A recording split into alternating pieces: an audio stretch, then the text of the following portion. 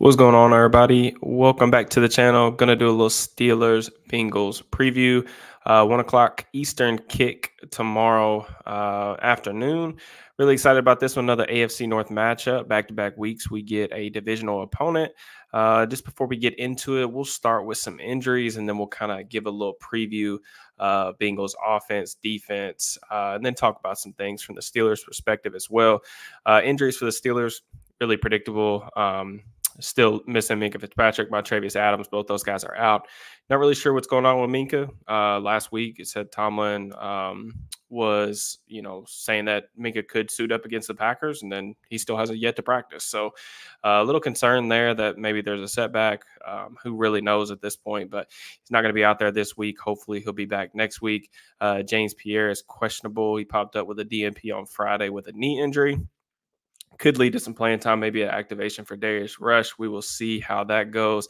As far as the Bengals, depleted from an injury perspective. Obviously, Joe Burrow, season-ending injury. They're going to be without T. Higgins. Higgins absolutely lit the Steelers up in the second matchup last year.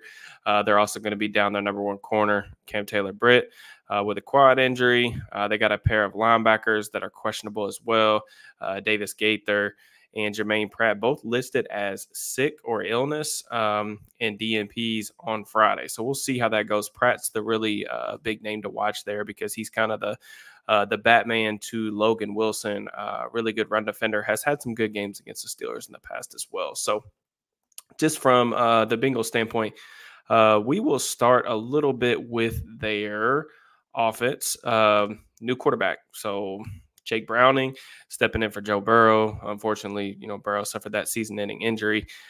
These situations for backup quarterbacks are never easy, especially when you're replacing a really good quarterback without all of your weapons available. Like I said, T. Higgins this going to make it out there on Sunday. I also think it's kind of difficult when you're a backup in this type of system. And what I mean by that is this version of the Bengals offense reminds me a lot of what the Steelers of like the mid 2010s kind of looked like with Ben at quarterback. It's really just a lot of ISO ball. They're going to play all shotgun. They're in shotgun 90% of the time. They're going to run 11 personnel 80 to 90% of the time. There's no motion. There's no play action. They don't do any of that. It's just wad them up. We're better than you guys are, and this is how we're going to attack you. For the most part, when you have Burrow, who is extremely accurate, you've got arguably two number one receivers, Jamar Chase, one of the best in the business, and then T. Higgins. They're able to win those one-on-ones, complement that with Tyler Boyd in the slot. They're able to do things like that as long as their offensive line holds up. I think that's a difficult situation to put a backup quarterback in because you're not going to get a lot of the smoke and mirrors, and maybe the game plan changes. And I do think that's one of the good things for Cincinnati is that the Steelers don't have really any tape on Jake Browning. He played a lot of college football, 4-year starter. He's won a lot of ball games, has a lot of experience, can move around a little bit, can make some plays, but I also remember watching Browning a lot in college. Never really thought that he was going to be an NFL starter, and here we are. He's going to make a start against the Steelers. So a couple of things I remember about Browning, arm strength, not necessarily a strength of his. And then I always remember when I would watch him play in college, just some absolutely dreadful decision-making. So those are kind of the things to watch. Just as far as, priority number one is going to be shutting down Jamar Chase. It sounds like Joey Porter Jr. is going to get to shadow him again. He shadowed a lot of these number one wideouts in recent weeks, DeAndre Hopkins, a little bit of Christian Watson. He shadowed Amari Cooper last week. So it sounds like he's going to be up to the task with Chase on Sunday. Chase, another guy similar to Cooper who can win on a lot of those slant routes. They've moved him around more this year than they have in the past, putting him into the number 2 and number 3 spots and trips instead of just always isolating him on the backside. Chase, a guy obviously can run by you. He's had some long touchdowns against the Steelers in the past. He's had some big games against the Steelers. This shutting him down, regardless of who's at quarterback, is going to be a challenge. But I'm interested to see how Porter stacks up against him. This is going to be another great measuring stick for him. And then, without T. Higgins in the lineup, they're probably going to see some Charlie Jones, maybe. Trenton Irwin's had a decent season so far off the bench. We know about Tyler Boyd, local kid, guy that, we've been familiar with for a while, considering he's been one of the longer tenured Bengals before this version of the Bengals really even got together. So like I said, a lot of shotgun. They're going to spread you out. They also use their running game primarily in the shotgun. The Bengals offense statistically this year has not been very good. They have gotten off to hotter starts recently, earlier in games.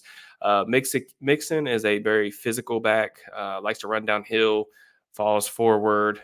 He's an AFC North type of back, I think is how Mike Tomlin describes him. I anticipate the Bengals trying to lean into, his physicality and his presence a little bit more this week without Burrow. But it's up to the Steelers, to roll that safety down and make Browning beat you on the outside. Take some chances. Don't let Mixon, I think they would be comfortable handing him the ball 22, 25 times. But you don't want to find yourself in that situation. So just stop the run on early downs, force Browning into some 3rd and long situations where he can be a little prone to some mistakes. The Bengals offensive line, always a topic of, discussion when you're facing this team. I don't think it's been what they anticipated coming into the season. Orlando Brown, has had his struggles. Alex Highsmith going up against him. I am anticipating that to be a really good matchup. If there is a weakness for Brown, it is that he does struggle sometimes with speed and some agility in terms of like inside moves or counters, things like that. He got beat on a spin move last week by Kyle Van Noy, who likes the spin move, Alex Highsmith. So that should be a good one. Jonah Williams is on the right side now. He's played left tackle for a while for them, but moved over to the right side this year with the acquisition of Brown. Going to be him and TJ Watt. I anticipate TJ having a better game, a more impactful game even than he had last week. But I anticipate them giving, those guys some help as well. I don't think they'll be out there on islands. The Steelers do have an advantage on the interior. I believe it was the season opener last year against Cordell Volson. Cam Hayward went ballistic. I want to say like 6 or 7 pressures, was very impactful in that game that the Steelers were able to win late. So that's a matchup. I anticipate the Steelers doing everything they can to get one-on-ones in that matchup. And I anticipate Hayward, maybe having a little bit of a breakout game in terms of pass rushing numbers, because he's been quiet in that regard since he's came back, despite being good against the run. Keanu Benton, Ogunjobi, still think those guys can have some formidable matchups and some good reps as well. So it's really all you need to know about the Bengals offense. Like I said, the numbers, they have not been great for the Bengals. Offensively, defensively, you can look at it however you want. They were starting to play a little bit better ball, I would say. But now with Burrow hurt, who really knows how this is going to play out, right? But you just look at the numbers for a team that I think came into the season with some Super Bowl aspirations. They haven't been very good on offense. Even this year, I want to say they're like middle of the pack in EPA per play, like 8th or 9th now in success rate. So definitely below where we're used to seeing them. But I think the bigger drop off this year has probably been the defense. I think Lou Anarumo has been one of the better defensive coordinators over the past couple years. You think of some of his signature performances against some really good quarterbacks like Patrick Mahomes. His defensive unit has been really, quite honestly, dreadful this year, to be honest with you. I think they're 25th in EPA per play. They're 30th in success rate. Just haven't been getting a lot of stops. I mean, I think some of that can be attributed to, they lost Jesse Bates, a guy that we saw play really high caliber ball for a long time. Also lost Von Bell. The safety position has been a little bit of a mixed bag. Dax Hill's played some fine ball, but they brought in Nick Scott from the Rams. He's already been benched. Jordan Battle's going to make his first career start, I believe, this week against the Steelers, safety from Alabama. So, again, no Cam Taylor-Britt. I think DJ Turner is going to probably get a lot of the reps outside. But one thing that I will say about Turner can really, really fly, really fast corner.